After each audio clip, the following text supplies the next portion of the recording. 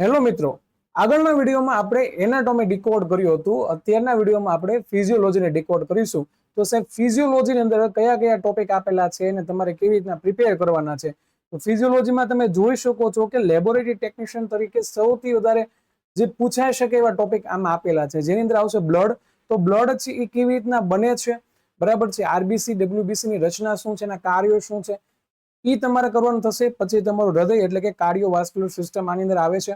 પછી તમે આગળ વધશો તો તમને પાચન તંત્ર અને શ્વસન તંત્ર જોવા મળશે. ડાયજેસ્ટિવ એન્ડ રેસ્પિરેટરી સિસ્ટમ તમને જોવા મળશે, બરાબર છે. એ સિવાય આની અંદર છે નર્વસ સિસ્ટમ અને મસ્ક્યુલસ આની અંદર પૂછવામાં આવ્યું છે, બરાબર છે. પછી આવશે તમારું એક્સક્રેટરી, એન્ડોક્રાઇન અને રિપ્રોડક્ટિવ એટલે કે ઉત્સર્જન, અંતઃસ્ત્રાવ અને પ્રજનન તંત્ર.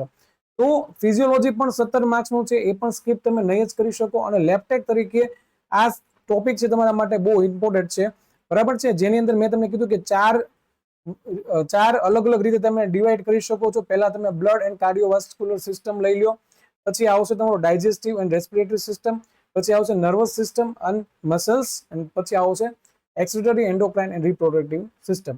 હવે તમે આને યાદ કેવી રીતના રાખશો? તો હંમેશા યાદ રાખજો મિત્રો કે ફિઝિયોલોજીને છે એનાટોમીની સાથે જોડીને જ વાંચવાનું છે. ઓકે, ફિઝિયોલોજી છે એમાં એનાટોમી અલગ અલગ વાંચવા કરતા બંનેને એક સાથે જોડીને વાંચશો.